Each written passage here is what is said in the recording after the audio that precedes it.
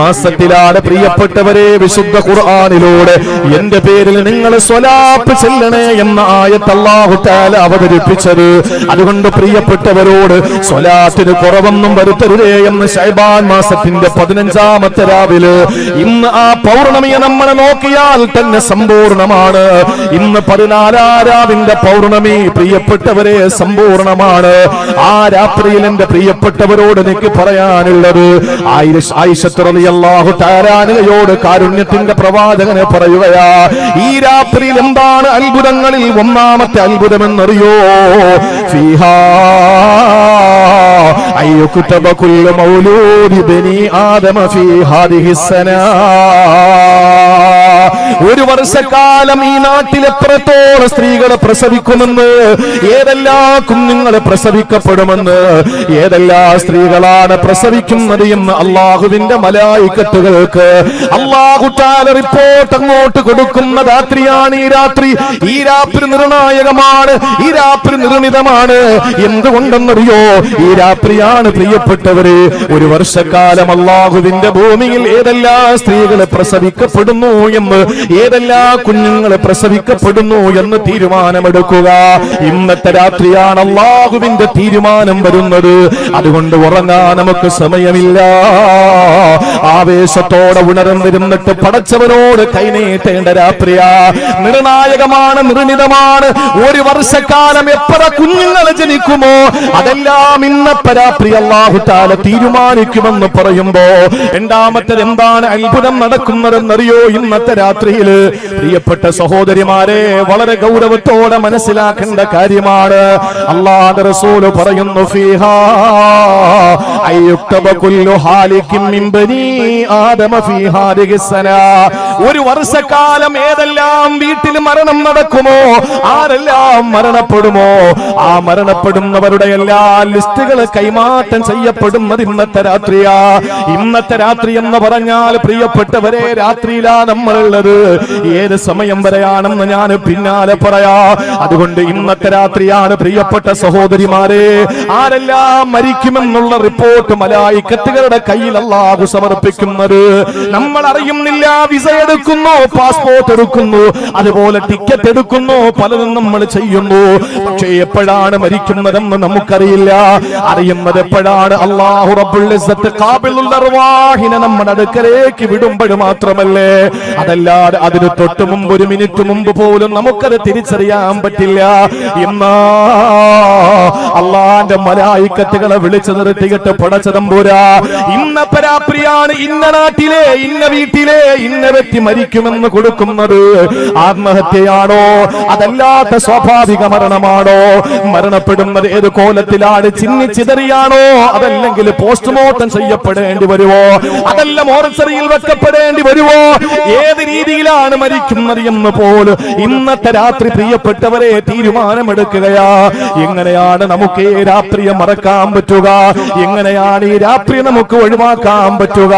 അല്ലാഹു റബ്ബുൽ ഇസ്സത്തിനോട് കരങ്ങൾ നീട്ടിയിട്ട് പടച്ച റബ്ബേ ആഫിയത്തുള്ള ദീർഘായുസ് തരണേ, ആരോഗ്യമുള്ള ശരീരം തരണേ. അല്ലാഹുവിനോട് ചോദിക്കേണ്ട രാത്രിയല്ലേ പ്രിയപ്പെട്ടവരെ ഇത്. ഇമാം ബൈഹഖിയുടെ റിപ്പോർട്ട് ചെയ്യുന്ന ഹദീസാണ്, നിസാരമല്ല. കഴിഞ്ഞ വർഷം ശഅബാൻ 15-ന് ശേഷം ഇന്ന് അസറിന്റെ സമയം വരെ മഗ്രിബിന് ബാങ്ക് കൊടുക്കുന്നതിന് മുമ്പ് വരെ ആരൊക്കെ മരണപ്പെട്ടോ എല്ലാ കഴിഞ്ഞ വർഷത്തെ ശഅബാൻ 15-ന്റെ രാത്രിയിലെ തീരുമാനമെടുത്തതാ. ഇന്നത്തെ ഈ രാത്രിയിൽ മരണത്തിന്റെ രജിസ്റ്ററിൽ ആരുടെ പേരാണ് എഴുതി ചേർക്കപ്പെടുന്നത് അറിയില്ലല്ലോ. പടച്ചവനോട് ആഫിയത്തിനെ ചോദിച്ചിട്ട് ആയുസ്സിനെ നീട്ടിക്കിട്ടാൻ ചോദിക്കേണ്ട രാത്രിയാണ് ഇന്നത്തെ രാത്രി. അതുകൊണ്ട് മറക്കല്ലേ ഉമ്മ, മറക്കല്ലേ പ്രിയപ്പെട്ട സഹോദരാ. ഇനി നടക്കുന്ന മൂന്നാമത്തെ അത്ഭുതമേതെന്നറിയോ? കഴിഞ്ഞുപോയ ഒരു വർഷക്കാലത്തെ സൽക്കർമ്മങ്ങളെല്ലാം ടോട്ടലായി പടച്ചവരേക്ക് ഉയർത്തപ്പെടുന്ന രാത്രിയാണ് ഈ രാത്രി. ഈ രാത്രിയിൽ അള്ളാഹുവിന്റെ അടുക്കലേക്ക് ഉയർത്തപ്പെടുന്ന അമലുകൾ എത്ര വർഷത്തേതാണെന്നറിയോ? കഴിഞ്ഞ 365 ദിവസത്തെ അമലുകളല്ല സഹോദരിമാരെ. നമ്മൾ ഓരോരുത്തരുടെയും കഴിഞ്ഞ ഒരു വർഷക്കാലത്ത് നോമ്പതിൽ വന്നല്ലോ, പെരുന്നാൾ വന്നല്ലോ, പരിശുദ്ധമായ റബീഉൽ അവ്വലിന്റെ മദ്ഹകൾ വന്നല്ലോ, അതുപോലെ തന്നെ നമ്മുടെ പരിശുദ്ധ ഹജ്ജ് വന്നല്ലോ. എത്ര ഉംറകൾ വന്നു, എത്ര സുന്നത്ത് സുന്നത്ത് നോമ്പുകൾ നമ്മൾ പിടിച്ചു, ഏതെല്ലാ രീതിയിൽ പടച്ചവനുമായി നമ്മൾ കൂടുതൽ അടുപ്പം ശ്രദ്ധിച്ചു, ഇതെല്ലാം അള്ളാഹുവിങ്കലേക്ക് ഉയർത്തപ്പെടുന്ന രാത്രിയാണ് ഇന്നത്തെ രാത്രിയത്രേ. ഈ രാത്രിയിലാണ് ഒരു വർഷക്കാലത്തെ അമലുകൾ ഉയർത്തപ്പെടുന്നത്. സഹോദരിമാരെ, തീരുന്നില്ല. നാലാമത്തെ പ്രത്യേകത അല്ലാഹുവിന്റെ റസൂൽ പറയുകയാണ്, ഫീഹാ യുൻതുൻസലു അർസാഖുഹും. ഈ ഒരു വർഷക്കാലത്തെ ഭക്ഷണം ഇറക്കപ്പെടുന്നതും ഈ രാത്രിയിലാണ്. ഈ രാത്രിയിൽ ഒരു വർഷക്കാലത്തെ ഭക്ഷണം ഇറക്കപ്പെടുകയാ. മീകായിൽ അലൈഹിസ്സലാമിനാണല്ലോ ഡ്യൂട്ടി അല്ല കൊടുത്തിരിക്കുന്നത്. മനുഷ്യനാവശ്യമായ ഭക്ഷണത്തിന്റെയും കാറ്റിന്റെയും വായുവിന്റെയും വെളിച്ചത്തിന്റെയും എല്ലാ ഉത്തരവാദിത്വവും അല്ലാഹു ഏൽപ്പിച്ചിരിക്കുന്നത് മീകായിൽ എന്ന മലക്കിനെയാ. ആ മലക്കടക്കമുള്ള മലായിക്കത്തുകളെ വിളിച്ചിട്ട് ഒരു വർഷക്കാലത്തെ ഭക്ഷണത്തിന്റെ ലിസ്റ്റ് കൊടുക്കുന്നത് ഈ രാത്രിയിലാ. ഇത് നിസാരമായി നമുക്ക് തള്ളിക്കളയാൻ പറ്റുന്നതല്ല, ഒരിക്കലും നമ്മൾ നിസാരമായി തള്ളേണ്ട കാര്യവുമല്ല. എന്നിട്ട് റസൂലുള്ള പറഞ്ഞതും തന്നറിയോ, ഒരു വലിയ മഹാത്ഭുതം നടക്കുകയാ.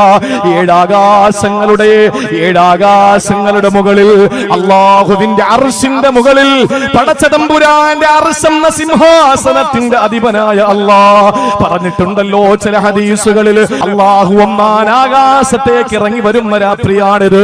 കൈകാലുകൾ കൊണ്ട് നമ്മൾ സ്റ്റെപ്പ് ഇറങ്ങി വരും പോലെയല്ല, അവന്റെ സാന്നിധ്യം കൂടുതൽ ഉണ്ടാകുന്ന രാത്രിയാണ് ഇന്നത്തെ രാത്രി. ഈ രാത്രിയിൽ പടച്ചതമ്പുരാന്റെ സാന്നിധ്യമേറെയാ. ഇന്നലത്തെ രാത്രി പോലെയല്ല ഇന്നത്തെ രാത്രി പോലെ ആയിരിക്കൂല നാളത്തെ രാത്രി.